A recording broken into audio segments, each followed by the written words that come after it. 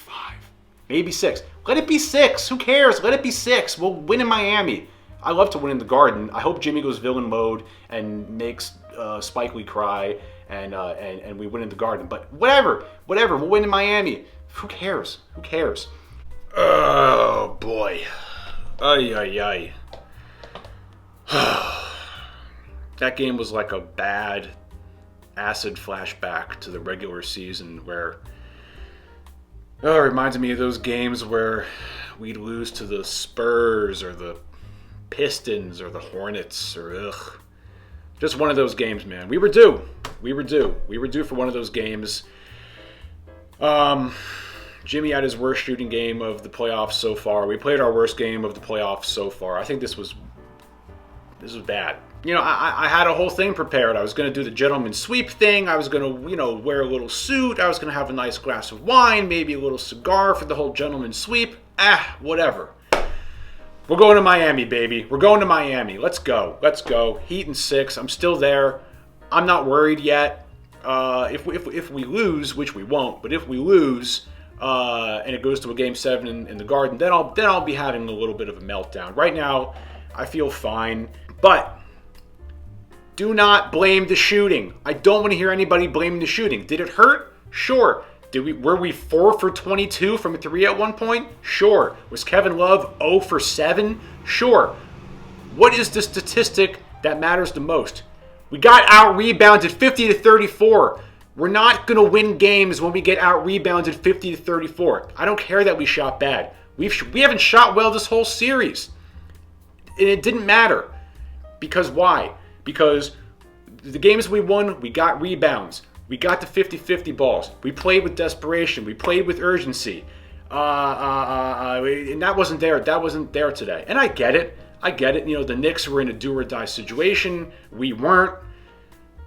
What are you going to do? It happens. I don't want to make a big thing about this game. I'm not going to do a ton of editing. I'm not going to put in a whole bunch of clips. I'll put in the 2 clips I'll put in the Jimmy block to the Bam dunk, and I'll throw in a Duncan Robinson rainbow shot 3-pointer, because shout out to Duncan Robinson.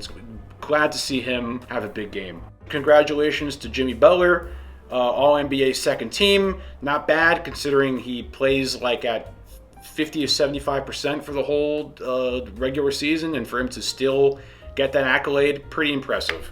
Salud, Jimmy, salud. First quarter was great. First quarter was nice. Held the Knicks to only 14 points. We ended up winning 13-0 on second chance points in the first quarter. Got Josh Hart into early foul trouble.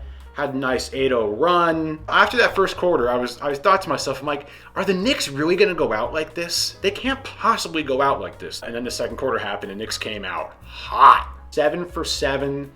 And up by 6. What most impressed me about that first Knicks run in the second quarter is they shot 7 for 7, and all of that, they were only up 1 point, and Jimmy Butler hadn't even played. We went on a 7-0 run and took the lead back. So we totally absorbed that Knick run in the second quarter, mostly without Jimmy Butler, and we ended up going on a 9-0 run. Despite that rough second quarter, you go into halftime only down 3. So at halftime, the Heat were shooting 15.8% from 3. 3 for 19. Oof. And despite all that, we were only down 3 points. All right. So now the third quarter comes around and things get ugly. Ugly. And the Knicks come out hot. We, at this point, I'm just going to run through my notes here, man. All right, so we were 3 for 22 from 3. Hitting nothing. Knicks go on an 8-0 run. Knicks attacked us, man. They were attacking the paint. They were running fast. We just were not attacking the paint.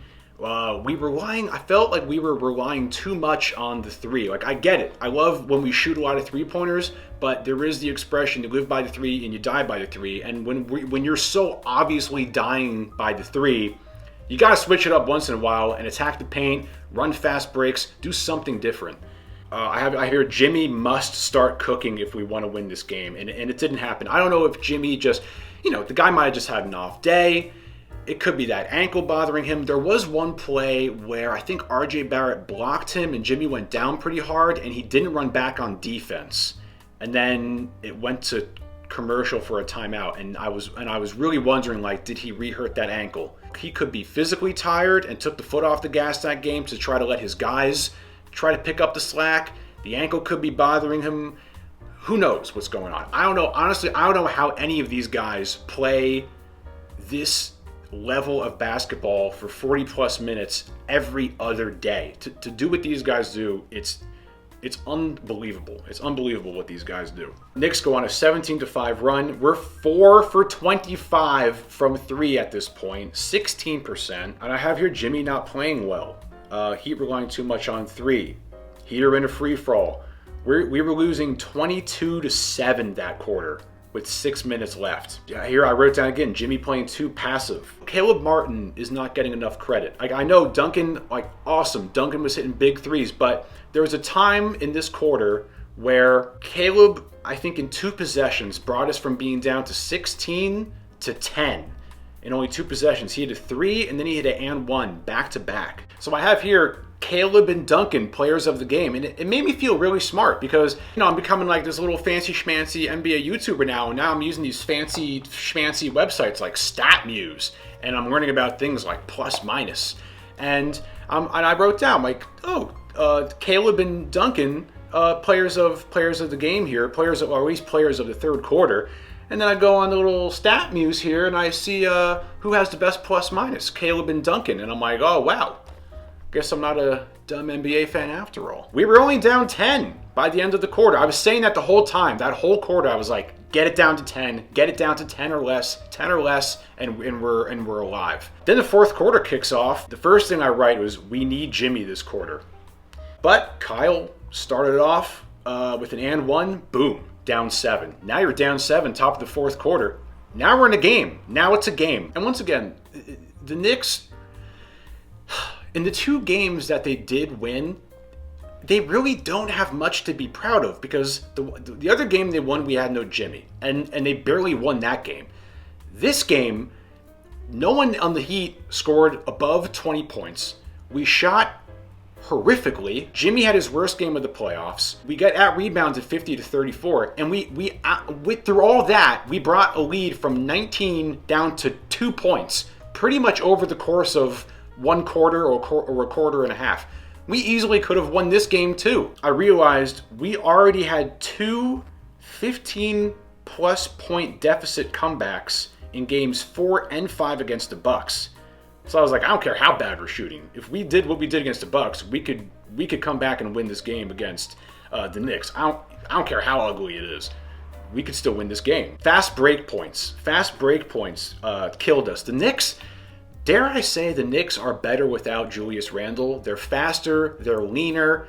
They push the ball better. They've been too clunky. They're too clunky and awkward with Julius Randle in there. I don't know. He's the all-star. I don't know. What do I know? Yeah, and in this point, we're just chipping away at the lead. Duncan and Kyle, huge threes, back down 7. Kyle, another 3, down 4. Shout out to Jalen Brunson.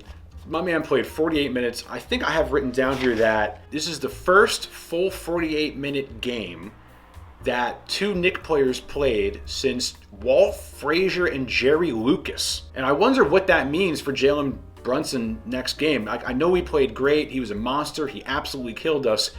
But you played 48 minutes. And Jalen plays pretty darn physical. And you only have Thursday off.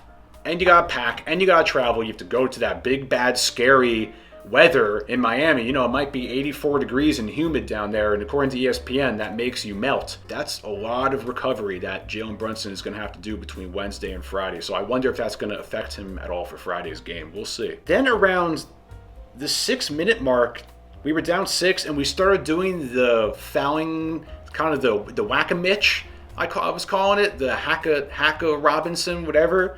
And I don't know how I feel about that. And it didn't seem to work because you know how the basketball gods work. You know how basketball karma goes. You go and try to do something like that. What does the guy do?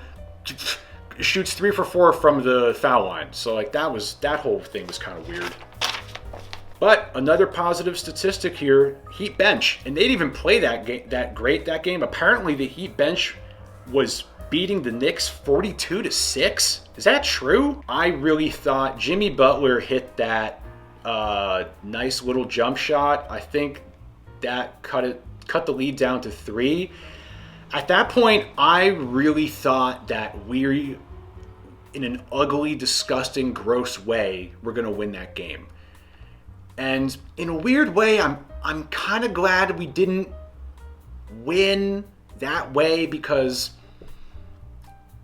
it really wouldn't have been like a definitive kind of win where you put like a period and close the book on a series, because it's such like that would have been such an ugly win that you don't really take that that positivity into the next series. It's just a weird way to end a series.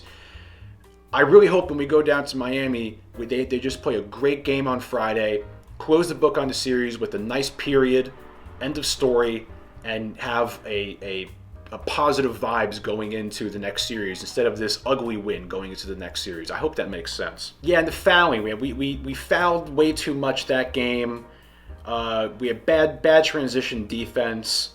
Clearly, the Miami Heat lost because of the New York City weather, right? Right, ESPN? That's why we lost, since we're blaming weather now on NBA games. So think about what the Knicks had to do to win this game. You had to get 48 minutes out of Jalen Brunson, 38 points, 9 rebounds, 7 assists, 12 for 22 from the field, +9. See, I'm fancy. I'm using my plus minuses now. I'm very official. He was a +9, plus a great game from RJ Barrett. And the Heat played as bad as they could possibly play. You had pretty much a non-game, a satisfactory at best, mediocre game from Jimmy Butler.